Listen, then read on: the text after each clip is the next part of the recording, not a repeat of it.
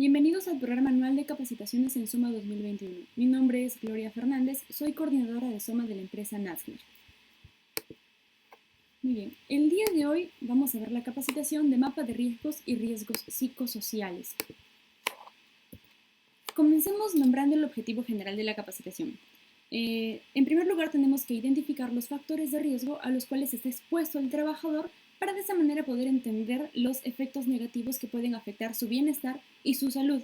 Alrededor de este objetivo general, como podemos apreciar, hemos colocado diversos ejemplos, ¿no? Tenemos el coronavirus, ¿no? Cualquier virus que puede significar un riesgo biológico, ¿no? También tenemos, por ejemplo, las agujas biocontaminadas, ¿no? Tenemos aquí la presencia del riesgo psicosocial en el trabajador de salud, ¿no? En el trabajador de oficina también. Ya tenemos, por ejemplo, la presencia de riesgos mecánicos que facilitan las caídas a distintos niveles, a distinto nivel, al mismo nivel, ¿no? También tenemos la identificación de los riesgos físicos. Por ejemplo, tenemos acá el riesgo de radiación, ¿no? Entonces, así sucesivamente vamos a ir apreciando todas estas imágenes en el transcurso de la capacitación. Para poder hablar de mapa de riesgos, en primer lugar tenemos que definir dos puntos, ¿no? Peligro, que nos indica de acuerdo a la normativa que es la situación o característica de algo capaz de ocasionar daños a las personas, equipos, procesos y al ambiente, ¿no? Algo capaz de ocasionarnos daño. Por ejemplo, tenemos aquí al trabajador, ¿no? Al trabajador enfermo, ¿no? Que puede generar todos estos virus, bacterias. Tenemos acá el peligro eléctrico, ¿no? Los tomacorrientes.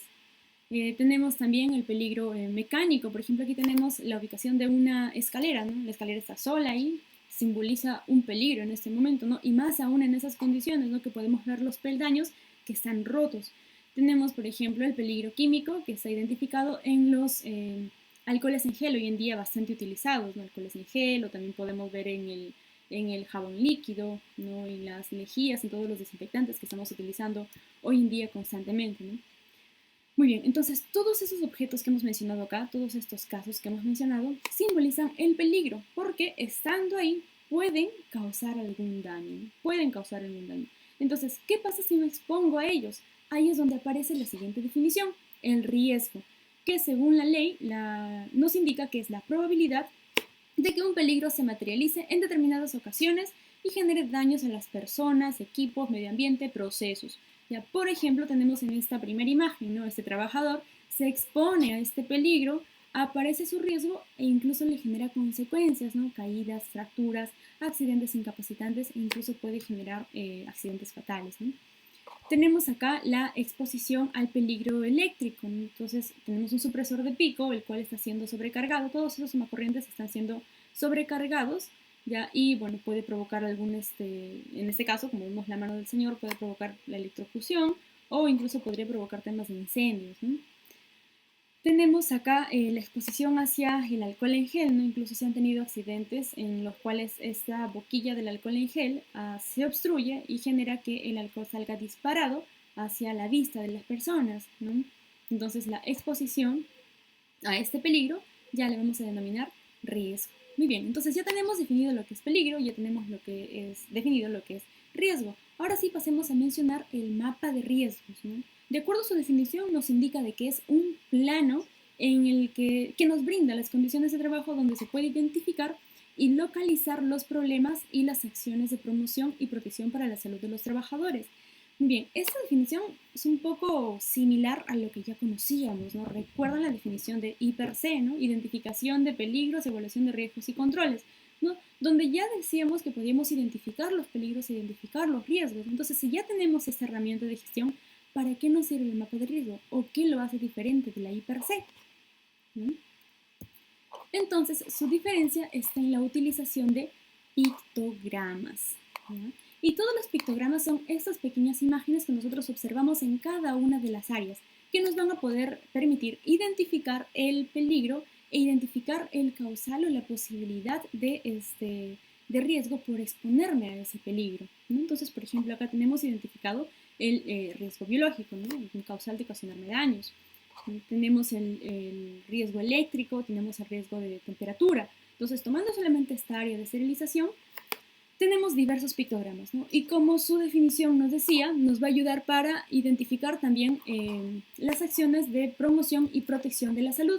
En este caso estaríamos hablando de los pictogramas que se encuentran de color azul, que vienen a ser los de obligatoriedad. Entonces me indican lo que tengo que utilizar, por ejemplo, el equipo de protección personal, para poder evitar mi exposición a este peligro, ¿no? Entonces, por ejemplo, para el riesgo biológico identificado aquí, tengo que utilizar todos los equipos de protección que me están mencionando, ¿no? De repente la mascarilla o el respirador, los guantes, la ropa de protección, bata, mandilón, ¿ya? Los lentes de seguridad y también el protector facial, ¿no? Además de ello, también se cuenta con señales de prohibición. ¿Ya? Estos círculos rojos con esta raya roja atravesándolos, ¿no?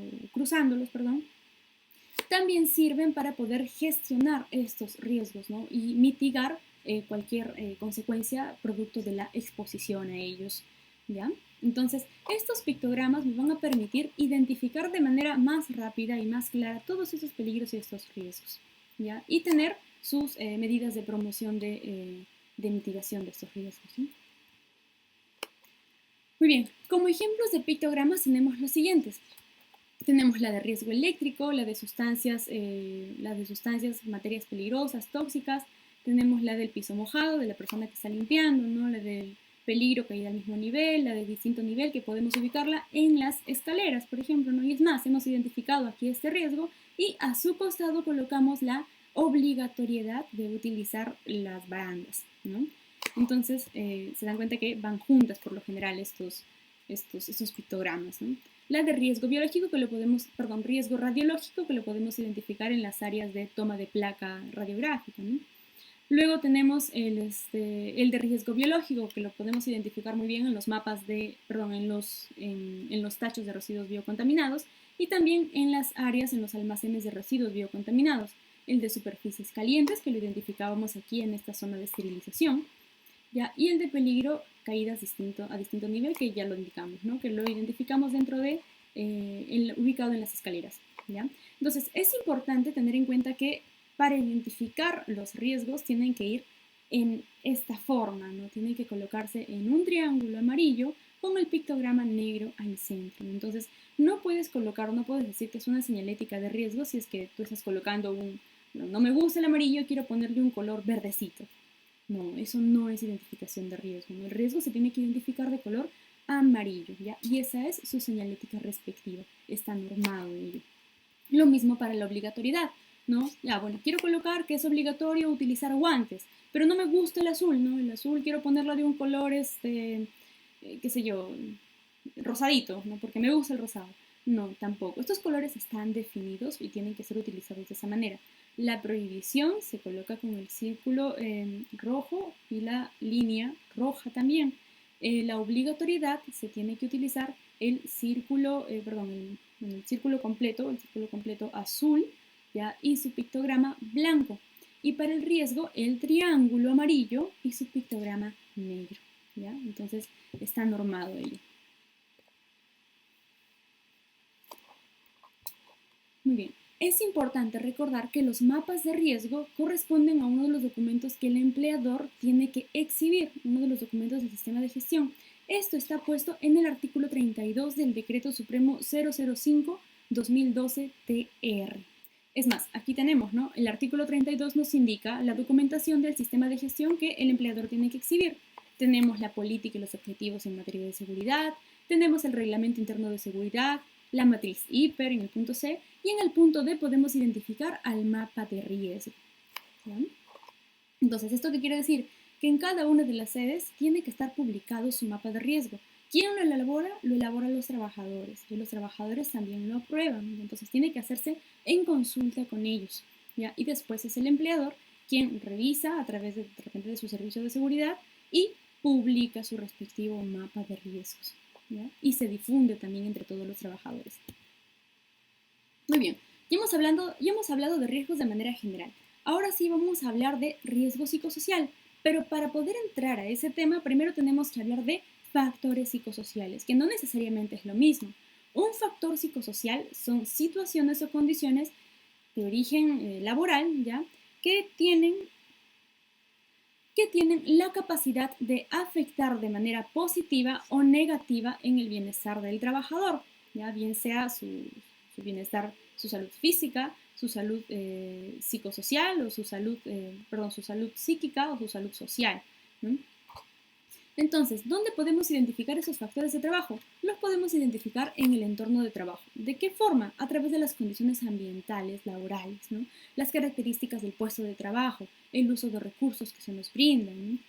En la estructura de la organización, a través del tipo de liderazgo, la participación en la toma de decisiones, se nos consulta o no se nos consulta para poder tomar estas decisiones, ¿no? La comunicación, no solamente entre el personal de manera jerárquica, entre mis jefes y los trabajadores, sino también las relaciones interpersonales, o sea, entre compañeros del mismo nivel, ¿no? En la organización del tiempo de trabajo, la flexibilidad de horarios, los sistemas atípicos, ¿tengo suficiente tiempo para realizar mis actividades o no? ¿Puedo realizar pausas o no puedo realizar pausas, ¿no? La organización de las tareas, la monotonía de las funciones o actividades de carácter repetitivo, ¿no? Entonces, todos esos factores pueden afectar de manera positiva y de manera negativa, pero cuando estos factores psicosociales se convierten en riesgo, cuando afectan de manera negativa al trabajador. Entonces, si yo veo que mi entorno me está afectando de manera negativa, riesgo psicosocial. Si veo que parte de lo que hemos escrito en estructura organizacional me está afectando también de manera negativa, entonces vamos a decir que se trata de un riesgo psicosocial y así sucesivamente, ¿no? Muy bien, entonces todas estas afectaciones negativas pueden generarnos estrés, entonces tenemos que ver la relación que existe entre el estrés y los riesgos psicosociales.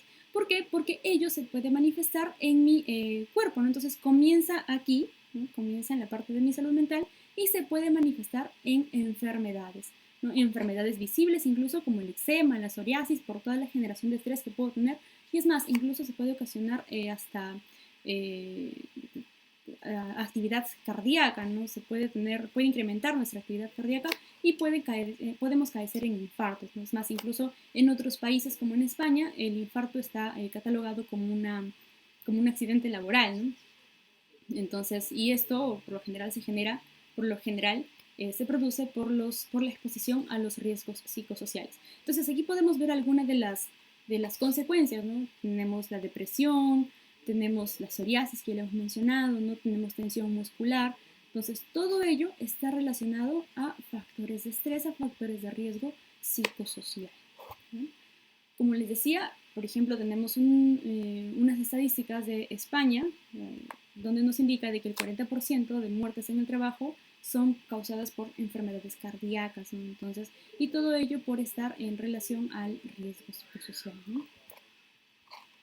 El riesgo psicosocial también se ve reflejado en el rendimiento laboral. Entonces acá, por ejemplo, podemos hablar del síndrome de burnout, ¿no? Que es bastante conocido como consecuencia de la exposición a factores de riesgo psicosocial, ¿no? Que me generan, por ejemplo, agotamiento emocional, ¿no? Sentimientos de baja realización personal, ¿no? No me siento realizada en las labores que estoy realizando, mis jefes o mis compañeros no me ayudan, no me apoyan, ¿no? Entonces esto se ve reflejado en la eficacia en la eficacia y en el rendimiento laboral. Entonces, si se dan cuenta, no solamente afecta al trabajador, sino también afecta a la organización. Por eso es que la evaluación de los riesgos psicosociales en una organización es bastante importante, ¿no? Y no solamente se trata de llenar un cuestionario por llenar, sino a conciencia tenemos que llenarlo cuando nos toque realizar monitoreos, que más adelante también los vamos a ver, para que podamos tener resultados claros que puedan implementarse en la organización y podamos disminuir los factores de riesgo psicosocial más adelante, ¿no? Muy bien. Ahora viene la pregunta clave, ¿no? ¿Afecta a todos por igual? Si de repente a mí me está generando eczema, me está generando depresión, yo me pongo a llorar todas las noches en mi habitación porque no logro terminar mi trabajo y todo esto, ¿me afecta igual a mí como a mis compañeros? No, ¿cierto? Entonces, acá tenemos, por ejemplo, un modelo de NIOSH de el estrés del trabajo, donde toma en cuenta mucho el factor situacional e individual de los trabajadores. Entonces, podemos tener condiciones de estrés laboral, ¿no? Estrés en el trabajo, y no necesariamente todas se van a convertir en un riesgo psicosocial que produzca enfermedad más adelante, sino de repente algunos me afectarán a mí, otros no me afectarán, pero este otro que está rebotando en mi situación individual puede afectarle a otro trabajador, ¿no? Entonces se tiene que ver de manera individual. Entonces aquí, por ejemplo, tenemos esta figura, ¿no? Que también es del modelo de NIOSH, donde nos indica los estresores del trabajo. Pueden ser nuestras jefaturas, pueden ser nuestros mismos compañeros, ¿no? Que me generan todas estas condiciones o estas situaciones de estrés laboral. Luego continuamos con los factores individuales, ¿no? ¿Qué tanto me afecta esta situación o qué tanto no me afecta esta situación, ¿no? Puede rebotar, puede pasar. Y entonces aquellos efectos o aquellas condiciones que no logro controlar, ¿no? A través de mis factores individuales, pueden convertirse en efectos agudos, ¿ya? Que pueden ser de carácter psicológico, de comportamiento fisiológico y que pueden generar más adelante una enfermedad. Entonces, esto prácticamente es el flujograma que se tiene desde la condición de estrés en el trabajo hasta la generación de una enfermedad. ¿Sí? Muy bien, entonces ahora, ¿de qué manera podemos prevenirlo? ¿No? ¿Qué podemos hacer para evitar ello? ¿O de qué manera nos damos cuenta a quién le afecta más, a quién le afecta menos y cuándo se va a convertir en una enfermedad? Para ello tenemos que ver los dimensionamientos o las dimensiones del riesgo psicosocial, que es lo que por lo general se mide dentro de un monitoreo. El artículo 33C del Decreto Supremo 005-2012-TR nos indica de que se debe tener un registro de monitoreo de los factores de riesgo biológicos, factores de riesgo físicos, químicos, ergonómicos y también nos habla del factor de riesgo psicosocial. Entonces, por ley, toda la organización tiene que evaluar los riesgos psicosociales. ¿Ya? ¿Y de qué manera se evalúan estos riesgos psicosociales? Viendo estas 5 dimensiones que vamos a mencionar a continuación. Comenzamos por las exigencias psicológicas. ¿Qué se evalúa en esta dimensión? Se evalúa la falta de concentración.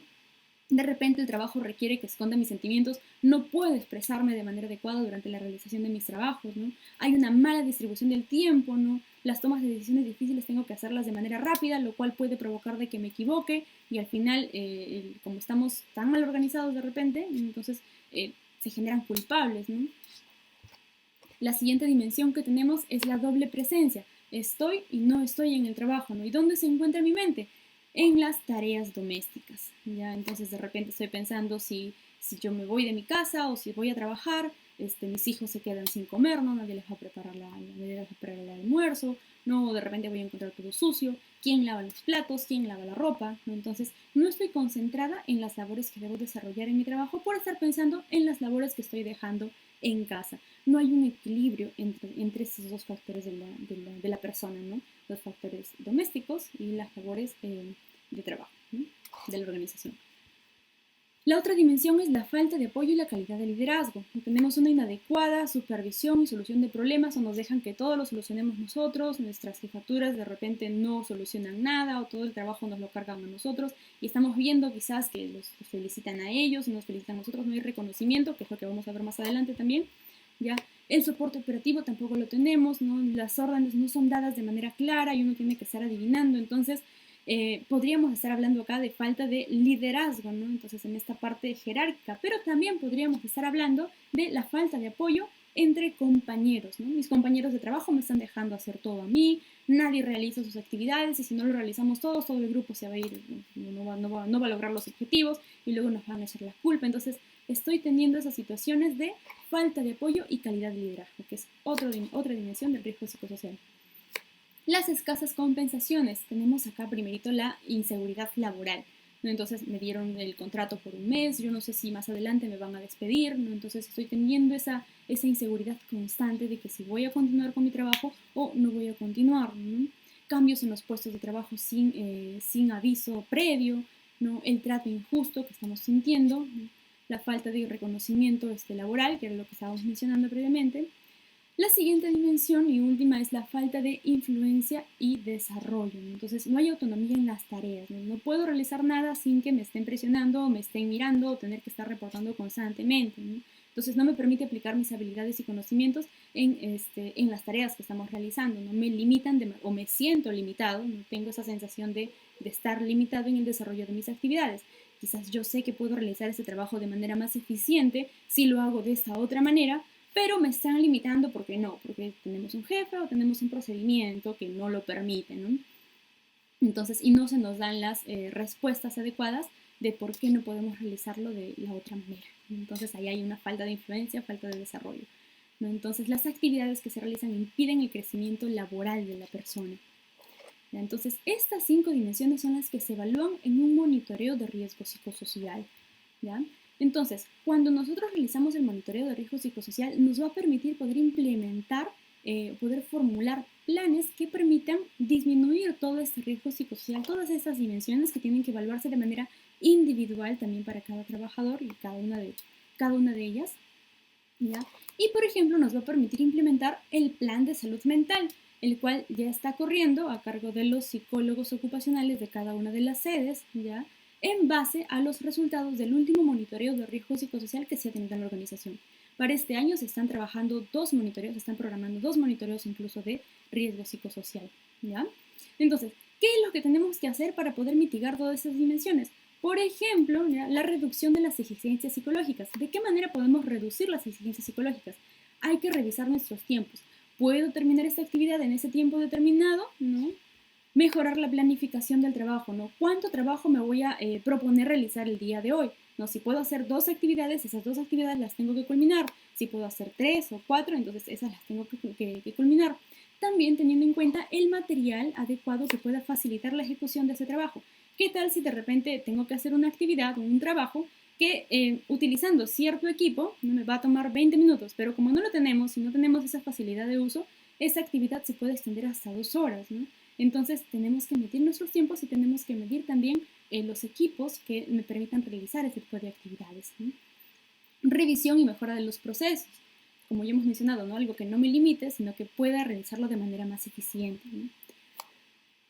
El control del contenido del trabajo, ¿no? Evitar o reducir el trabajo estandarizado, monótono, no realizarlo todo de una misma manera, permitir el libre acceso de maneras más eficientes de poder realizar las actividades, implementar trabajos cortos y rotativos. En esto, por ejemplo, se ha implementado en la organización las actividades multifuncionales, ¿no? Que permiten que cada trabajador pueda realizar actividades rotativas, ¿no? Un momento, como soy analista multifuncional, realizo una actividad, ¿no? Termino la actividad en 2 horas o 1 hora, qué sé yo, y empiezo con otra actividad diferente a la que ya estaba realizando, ¿no? Entonces, hacer esas rotaciones de trabajos cortos, de trabajos inmediatos, permite que pueda tener un control del contenido del trabajo que realizo, ¿no?